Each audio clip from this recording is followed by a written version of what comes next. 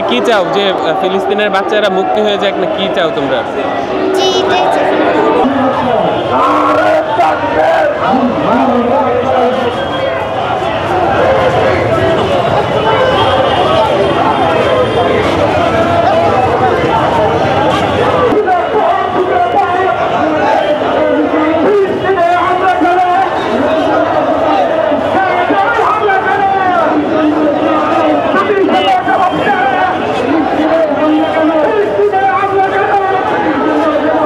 তোমার নাম কি?